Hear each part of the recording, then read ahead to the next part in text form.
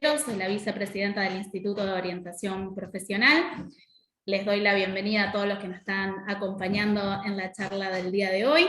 También le doy la bienvenida al doctor Nicolás Ceserani, del Instituto de Estudios Jurisprudencial y Práctica Forense, que fue una idea en conjunto poder armar esta actividad y que nos parece que puede dar algunas herramientas que siempre son indispensables poder dialogar con otros colegas. Desde la parte del Instituto de Orientación Profesional, cuando comenzamos a pensar las distintas actividades del año, tenemos una variedad de abogados que se dedican a distintas profesiones, orientaciones, no todos litigan, en ese caso, en lo que me respecta a mí, soy asesora legislativa de la diputada provincial Mónica Peralta, y me estoy dedicando exclusivamente a eso. Me parecía que las herramientas con las que he contado durante todos estos años en la Cámara de Diputados y Diputadas de la provincia pueden hacer un enriquecimiento a los escritos de cualquier profesional, y también a generar aportes y curiosidades que por ahí, cuando no estamos trabajando en estos ámbitos o en otros poderes, no es tan fácil de conocer. Así que tiene que ver con esa idea, por lo menos de esta charla del día de hoy, y que sea lo más enriquecedora posible para ustedes, abiertos a que puedan utilizar el chat, a que nos consulten donde consideren. No es una exposición, la idea es, como siempre, el instituto es generar un feedback entre los mismos colegas para ir sacándonos dudas, curiosidades y cuestiones que siempre está bueno generarlo en este ámbito, como es el Colegio de Abogados. Voy a comenzar más que nada a comentar un poco, bueno, qué es ser abogada como asesora legislativa en la Cámara, a contar un poco mi experiencia individual, para después dar algunas herramientas que pueden ser útiles, y ya luego dejarlo con el doctor para poder indagar un poco más en todo lo que tiene que ver con la jurisprudencia y la práctica profesional. En mi caso, puedo decir que no todos los asesores legislativos son abogados, sino solemos ser la gran mayoría, pero no necesariamente es una profesión que se elige a la hora de generar el equipo de asesores. Dentro de esa asesoría, el abogado tiene una está formado profesionalmente con todo lo que es derecho constitucional, y hacen una gran base a lo que luego se va a desarrollar en el procedimiento de las leyes. Y estoy hablando en legislaturas en generales, o sea, no solamente tiene que ser a nivel provincial, también a nivel nacional, como también a nivel municipal a través del Consejo. El labor que uno realiza, además de ser asesor y acompañar en las distintas comisiones de un diputado o una diputada, hace una gran interpretación de las leyes, y de cierta forma también asesora en cuanto a lo que es el contenido de las mismas leyes. Es por eso que esta actividad tiene como uno de los ejes fundamentales hablar sobre lo que es la técnica legislativa, ¿sí? Esta técnica legislativa, como solemos decirlo, que es el arte del armado de leyes. Nosotros, como asesores, debemos no solo interpretar el espíritu del legislador, sino que hay que plasmarlo si es en un proyecto normativo. Y esa técnica legislativa obviamente consta de varios factores, porque tiene que tener algunas características muy particulares. Es un labor que se hace en conjunto con el legislador, porque es plasmar directamente el espíritu del legislador, pero a su vez la persona, el ciudadano, la ciudadana que lo esté leyendo, debe interpretar ese mismo espíritu, con lo cual es bastante complejo. Por tal motivo, hay determinadas reglas en relación a la hora de tener que elaborar algún proyecto legislativo. Esas reglas tienen que ver con que sean precisas, claras y concisas. Debe ser preciso, más que nada, hacia quién, cuál es el objetivo de la ley. dónde va a estar apuntando esa ley. Es decir, ante el problema general que nosotros vemos que hay que suplantar con una ley, hay que tratar de definir esa precisión, porque esa precisión depende mucho de la interpretación al día de la mañana de cualquiera de ustedes como profesionales, a la hora de tener que enmarcar un caso que a ustedes les llegue.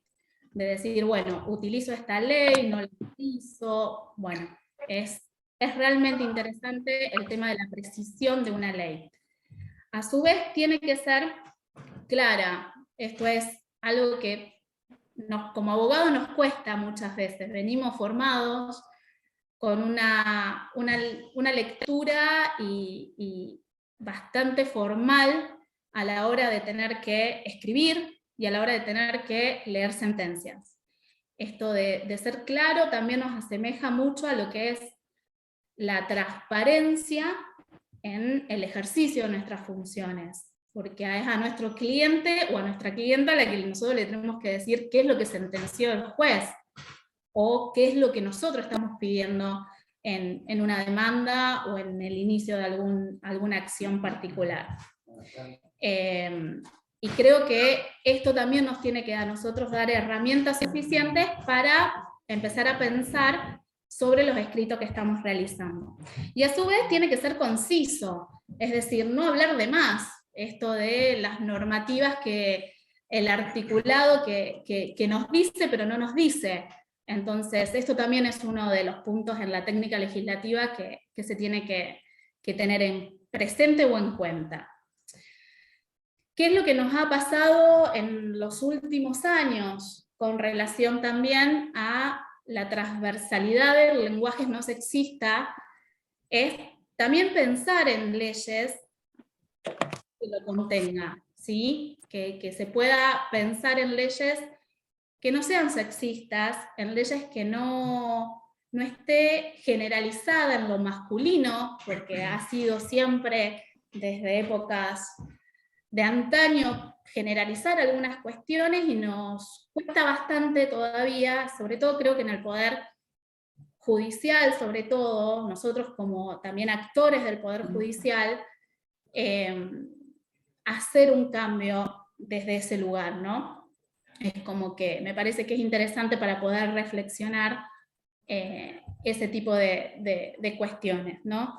Es decir, siempre hablamos de generalidades, muchas veces tomamos y copiamos modelos descritos, o sea, cuando apenas nos iniciamos, solemos buscar en la web algún modelo descrito, o algún colega, pasame algún modelo descrito, y no reparamos muchas veces de ponerle una impronta propia del propio abogado o abogada que esté litigando la causa, y muchas veces también hacia quiénes nos estamos refiriendo. Dejamos juez, no verificamos si hay una jueza detrás de ese tribunal. Bueno, algunas cuestiones que nosotros se nos pasa porque viene el caso, porque ya el modelo lo tengo así, y esas son cuestiones que creo que está bueno empezar a observarlas y empezar a tomar también una impronta muy particular del propio abogado o abogada, que le guste el litigio, que esté metido en algún tema puntual, que tenga su propio estudio, que quiera ejercer la profesión, que le da también una impronta distinta o diferente al resto de los colegas. Me parece que eso es de gran importancia. Para no extenderme más, bueno, obviamente toda técnica legislativa tiene un montón de reparo, ¿no? O sea, esto es simplemente una charla introductoria para poder la construcción de una ley. Bueno, podemos ahondar en muchas partes y que me parece que si a la mayoría le interesa de los que están participando acá, podemos generar a través del instituto alguna práctica puntual relacionada a lo que es la creación de alguna ley mediante algún conflicto que surja, pero no, me parece que no da para ahondar ahora demasiado sobre la estructura propia de una ley, ¿no? O sea, técnica legislativa tiene un montón de aspectos que me parece que son interesantes al abogado que por ahí le resulte interesante ese tema, ¿sí? Lo que nos tiene que quedar claro es empezar a reflexionar sobre nuestros propios escritos, qué tan preciso, qué tan claro, qué tan concretos somos a la hora de escribir, y a su vez, si podemos introducir un lenguaje no sexista, me parece que es un gran camino que cualquier abogado en su profesión y abogada en su profesión puede empezar a hacer un cambio en una justicia que todavía cuesta dar un paso en el... Me gustaría dejar dos reflexiones. Una es esa, la interna, la de pensarnos nosotros como profesionales a la hora de qué impronta le estamos dando a nuestros escritos para distinguirnos del resto. Eso me parece muy interesante. Y por otro lado también ir pensando, para dejarle el espacio al doctor, la sentencia que nosotros hoy estamos observando en distintos tribunales, que esas sentencias también deberían ser lo más claras, accesibles, entendibles, y también no para todos los que tienen que ver con quienes acceden como actor y actoras en un proceso judicial. Me parece que eso es algo que todavía se lo debemos a quienes buscan reparo en la justicia por un tema puntual, y me parece que es interesante tenerlo presente. Gracias. Bueno, buen mediodía para todos. Agradezco a todos los que se tomaron un tiempo para conectarse hoy. Mi nombre es Nicolás Ceserani, soy egresado de la UNR y soy abogado en ejercicio. Me pareció bueno hoy traer a colación la Ley Orgánica del Poder Judicial. Como bien dijo Sabrina, cuando las normas son precisas, claras y concisas, no hay mucho para discutir. Por ejemplo, en materia de caducidad, en distrito, si vos no impulsás, no haces ningún movimiento impulsorio después de los 9 meses, el expediente, si lo solicita el abogado interesado, va a caducar. De eso no hay duda. Pero ¿qué pasa cuando las leyes, la normativa, es oscura o tiene que interpretarse? Ahí aparece el rol de los jueces. Igualmente, los abogados y cualquier persona lee una normativa y va a hacer su interpretación, ¿no es cierto? Pero acá lo importante es el juez, el que va a terminar decidiendo. Particularmente vengo a hablar del artículo 28 y 29 de la Ley Orgánica, que está, a mi modo de ver, tiene una triste técnica legislativa o es muy oscura, porque da que hablar.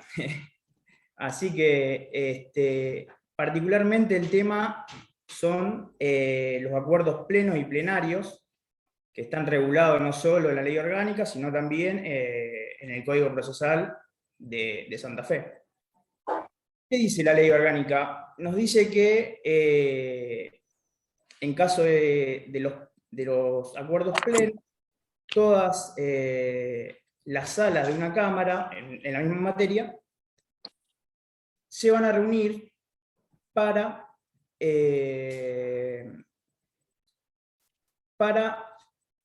decidir sobre cuestiones controvertidas. Una sala sobre la misma temática precedentemente había fallado de tal forma, otra sala de forma distinta, entonces se unen para unificar criterios con el pretexto o el espíritu de una seguridad jurídica. También existe otro fundamento que es en el artículo 16 del Código, de la Constitución Nacional. Entonces, todas las salas se unen para expedir un acuerdo sobre un tema controversial. ¿Qué pasa con esto? La normativa nos dice que va a ser ese acuerdo en pleno va a durar 5 años. Es decir, si yo ingreso una demanda y ya hay un pleno, yo ya sé de antemano cómo va a ir el tema, digamos. Es totalmente dilapidario, porque si ya sé que el pleno ha fallado de tal forma, si yo pienso que no está tan bien o no es el mismo caso, ya sé de antemano cómo va a salir ese litigio. Así que bueno, esto da que hablar, primero y principal porque no dice qué pasa después de los 5 años. Entonces, queriendo tener seguridad jurídica, ahí hay un tema que da que hablar, porque en realidad, ¿qué pasa después de 5 años? Pero bueno, el tema es que es obligatorio e irrevisable ese acuerdo. Se asemeja mucho a una ley, ¿no es cierto?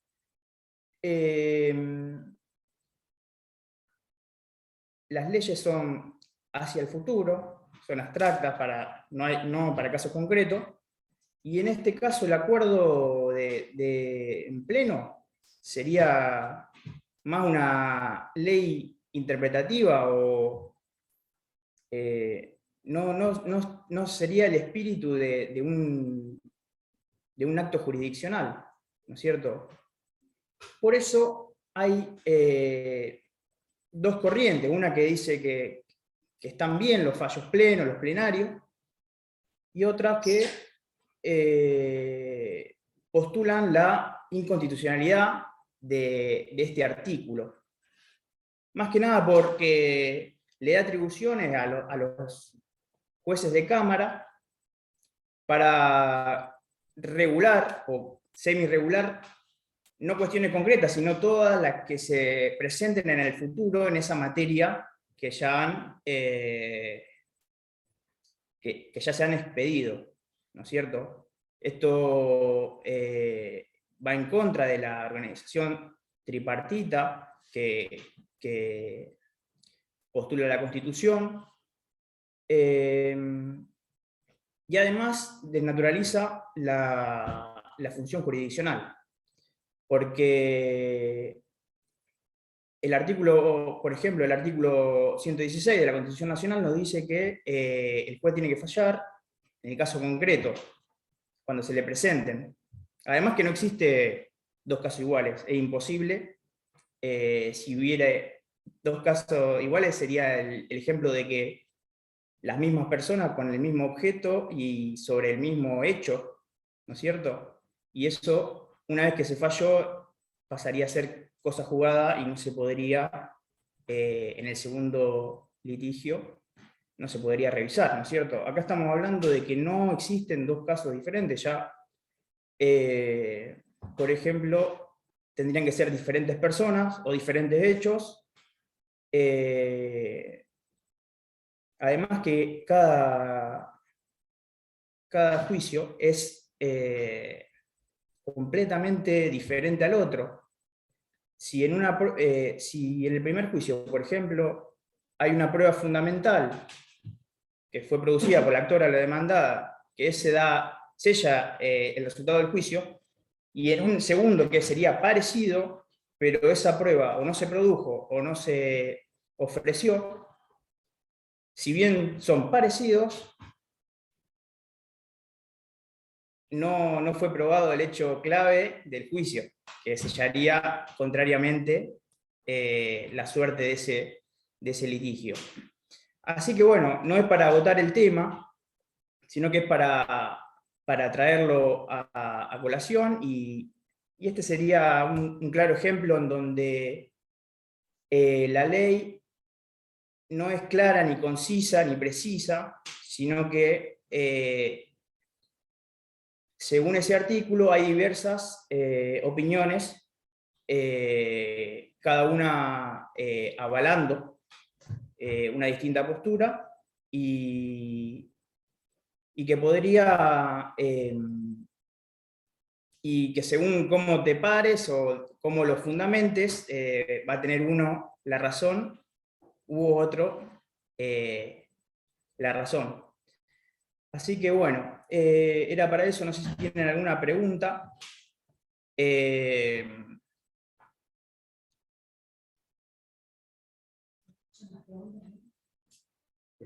Sí. Ahí están revisando a ver si alguien quiere escribirla en el chat, en el caso que no quieran o no puedan estar abriendo los micrófonos o dialogando, no hay ningún problema. Yo creo que sí, que realmente todo abogado siempre se encuentra con normativas que no suelen tener esta técnica legislativa acorde, que no siempre se interpreta lo que el espíritu del legislador quiso, y es un tema a tener presente, porque en algunos casos puede pararnos desde el lado del ganar, en otros casos no, y bueno, y siempre está bueno estos diálogos como para entender cómo no son esferas distintas quienes arman, quienes votan, quienes terminan sancionando leyes, con el actuar también de la justicia. Así que creo que eso es importante, y cuanto más uno pueda estar involucrado en el tema, creo que también es interesante para generar menos dificultad y no tantas interpretaciones. Exacto, con una buena técnica legislativa en donde sean claras y precisas, yo creo que muchas de las discusiones que se dan se podrían salvar de antemano, para no llegar a estos extremos, ¿no es cierto? Hay una pregunta en el chat que dice si se podría plantear la inconstitucionalidad del Pleno. Bueno, ha habido acá en la Cámara Penal postulaciones de la inconstitucionalidad del Pleno, justamente con las razones por ejemplo, el doctor Daniel Herbeta dice que esta atribución que se toman los jueces va en contra de la organización tripartita de los poderes, el Poder Judicial, el Ejecutivo y el Legislativo, porque se estaría atribuyendo un juez el poder para regular casos abstractos y futuros. Asimismo, postula que estaría desnaturalizándose la función jurisdiccional, porque el Pleno no solo obliga a los camaristas que se reunieron en esa materia, sino que también obliga a los inferiores. Entonces, cuando le llega a un juez un tema que ya ha fallado el Pleno, directamente no le da ningún tipo de potestad sobre ese litigio, porque es irrevisable y obligatorio. Entonces, es por eso que dice que desnaturaliza la función jurisdiccional. No tendría que resolver el caso concreto, sino que sería un empleado administrativo que dice, bueno, esto va por acá, y esto va por acá, y ya fallaría de antemano sin producir ninguna prueba, violaría hasta el derecho de defensa, ¿no es cierto? Así que sí hay postulaciones de inconstitucionalidad y se la han dado. Así que es plenamente aplicable. Yo quiero sumar a lo que están diciendo los doctores. La vez pasada estuve en una charla que dio un juez de circuito de desalojo en la charla, y justamente hablaba de la poca libertad, por ejemplo, en circuito, cuando es determinada materia, cuando hay pocos juzgados, por ejemplo, San Lorenzo, y cuando un acuerdo, o sea, intervienen todos y no tienen, por ejemplo, en desalojos pasa mucho, no tienen posibilidad, digamos, de cambiar, La suerte, tienen que pues. operar, claro, tienen que operar según el pleno. Y él lo comentaba, por ejemplo, el circuito es preocupante, porque hay muchos plenos penales. Exactamente. Sí, depende la materia, digamos, depende del juzgado. Sí, Sí. me acuerdo, sí. No sé si hay algo más.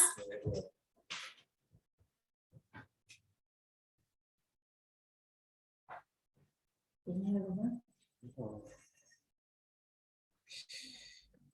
No sé si Bueno. los chicos quieren decir algo más del instituto acá, consultar algo más.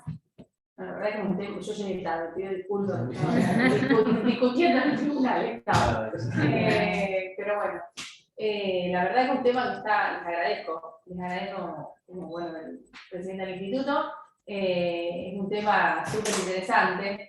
Bueno, la técnica legislativa, ¿sabes? Me perdí un poquito. Y bueno, y lo de los acuerdos, yo te digo, los otros días en el taller de desalojo, quedaban acá en el circuito 4. Y decía, claro, los acuerdos de cámara que intervienen en los juzgados de acá, en San Lorenzo, por ejemplo, San Lorenzo, Casina, que no hay un solo, que es como Sí. punto, es ley. No puede Es ir ley. en contra de eso. Sí, está interesante que... Además, claro, si te toca. Es Una buena herramienta para Sí. plantearlo. una buena herramienta. además sanciona con nulidad a un pronunciamiento distinto al que falló el pleno. Claro. ¿Tendrías después para pasar Sí, sí. que comentaste de la beta? No sé si habrá sido Sí. lo que decidió la Corte. Claro, sí, habrá sido un caso que habrá llegado a la corte. Sí, sí. Bueno. Eso se lo podemos mandar a todos los que hoy participaron. Y a los que no también. Gracias. Así Y bueno, la interpretación de la ley, como lo había citado el artículo también del doctor, Sí. suele pasar. Incluso en muchos casos también cuando... Me acuerdo cuando sí decía la multivocidad doble de todos los vocablos. Sí. Que cada palabra uno la puede, ¿qué hizo así? Normalmente uno cuando empieza a tratar un tema, que agarra un artículo y empieza, ¿y será esto? Y no, puede ser esto. Y Sí, y aparte son muchos los actores los que terminan interpretando ese tipo de ley, o sea, desde el abogado que tiene un caso muy puntual hasta después los jueces, depende de la instancia en la que uno se va a encontrar. Sí, sí, sí. Tomar un lado, si está de Por otro eso, lado, y mucha de la multiplicidad de los vocablos, vos tenés la misma palabra que... Bueno, yo creo que también es una herramienta para pensar entre nosotros como profesionales del derecho, de pensar tal vez a lo mejor tener otro tipo de lenguaje, esto de ser más preciso, más claro y más conciso, incluso hasta con las mismas sentencias. O sea, en las mismas sentencias, tener que transmitírselo a un cliente o a una clienta es complejo, es muy difícil. Y creo que, bueno, ese es un camino que nosotros nos debemos, y como actores principales de todo el proceso judicial, me parece que sí, que deberíamos por lo menos darnos ese camino, replanteando qué es lo que hacemos individualmente para también ver qué le podemos aportar a todo el sistema judicial, me parece. Sí, yo creo que sí. Claro. Así es.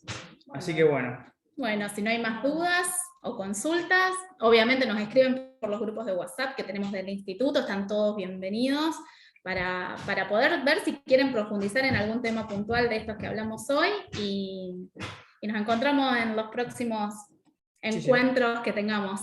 Seguramente vamos a seguir compartiendo el año que viene. El año que viene también, agenda. Muchas gracias a todos. No, gracias. Gracias.